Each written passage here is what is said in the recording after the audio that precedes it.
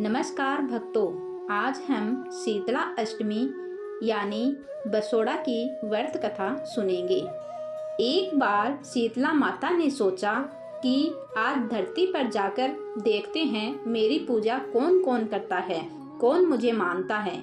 यही सोचकर शीतला माता धरती पर राजस्थान के डोंगरी गांव में आई और देखा कि इस गांव में मेरा मंदिर नहीं है और ना ही मेरी पूजा होती है।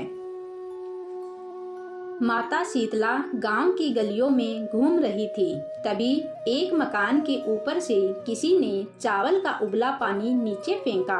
वह उबलता पानी शीतला माता के ऊपर गिरा, जिससे शीतला माता के शरीर में फफोले छाले पड़ गए। शीतला माता के पूरे शरीर में जलन होने लगी। शीतला माता गांव में इधर उधर भाग भाग के चिल्लाने लगी, अरे मैं जल गई, मेरा शरीर तप रहा है, जल रहा है, कोई मेरी सहायता करो। लेकिन उस गांव में किसी ने शीतला माता की सहायता नहीं की। वहीं अपने घर के बाहर एक कुमारिन महिला बैठी थी। उस कुमारिन ने देखा, अरे यह बूढ़ी माई तो बहुत जल गई है, इसके पूरे शरीर में तपन है, इसके पूरे शरीर में फफोले पड़ गए हैं। तब उस कुमारिन ने कहा, हे माँ, तू यहाँ आकर बैठ जा, मैं तेरे शरीर के ऊपर ठंडा पानी डालती हूँ। कुमारिन ने उस बूढ़ी माई पर खूब ठंडा पानी डाला और बोली, हे माँ, मेरे घर में रात की बनी हुई राबड़ी रखी है, थोड़ा दही भी है, तू दही राबड़ी खा ले। जब बूढ़ी माई ने ठंडी ज्वार के आटे की राबड़ी और दही खाया तो उसके शरीर को ठंडक मिली। तब उस कुमारिन ने कहा, आ माँ, बैठ जा, तेरे सिर के बाल बहुत बिखरे हैं, ला मैं तेरी चोटी गूंथ देती हूँ। और कुमारिन माई की चोटी गूंथते हुए कंघी बालों में करती है।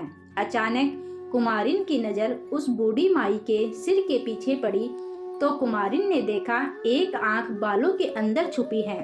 यह देखकर वह कुमारिन डर के मारे घबराकर भागने लगी। अभी उस बूढ़ी माई ने कहा, रुक जा बेटी, तू डर मत, मैं कोई भूत प्रेत नहीं हूँ, मैं शीतला देवी हूँ। मैं तो इस धरती पर देखने आई थी कि मुझे कौन मानता है, कौन मेरी पूजा करता है।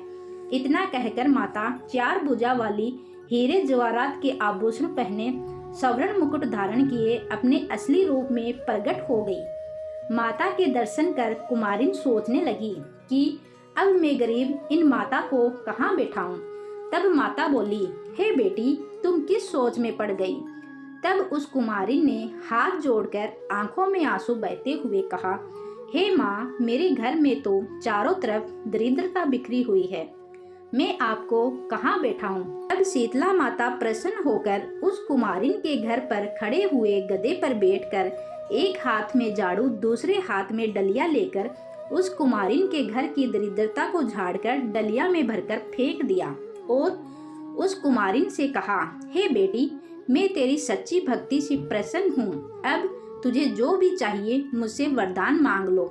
तब कुमारिन ने हाथ जोड़कर कहा, हे माता, मेरी इच्छा है जब आप इसी डोंगरी गांव में स्थापित होकर यहीं निवास करें और जिस प्रकार आपने मेरे घर की दरिद्रता को अपने झाड़ू से साफ कर दिया, ऐसे ही आपको जो भी भक्त होली के बाद की सप्तमी को भक्ति भाव से पूजा कर अष्टमी के दिन आपको ठंडा जल, दही व बासी ठंडा भोजन चढ़ाए, उसके घर की दरिद्रता को दूर करना एवं आपकी पूजा करने वाली महिला का अखंड सुहाग रखना, उसकी गोद हमेशा भरी रखना। साथ ही जो पुरुष शीतला अष्टमी को नाई के यहाँ बाल ना कटवाए, धोबी को कपड़े धुलने ना दे और पुरुष भी आप पर ठंडा जल चढ़ाकर, नारियल फूल चढ़ाकर परिवार सहित ठंडा बासी भोजन करे, उसके काम धंधे व्यापार में कभी दरिद्रता ना आए। तब माता बोली, तथास्तु, हे बेटी, तूने जो वरदान मांगे हैं वे सब तुझे देती हूँ। हे बेटी, तुझे आशीर्वाद देती हूँ कि मेरी पूजा का मुख्य अधिकार इस धरती पर सिर्फ कुमार जाति का ही होगा। तभी उस दिन से डोंगरी गांव में शीतला माता स्थापित हो गई और उस गांव का नाम हो गया सील की डोंगरी। सील की डोंगरी भारत का एकमात्र मुख्य मंदिर है। शीतला सप्तमी के दिन यहाँ बहुत विशाल मेला लगता है।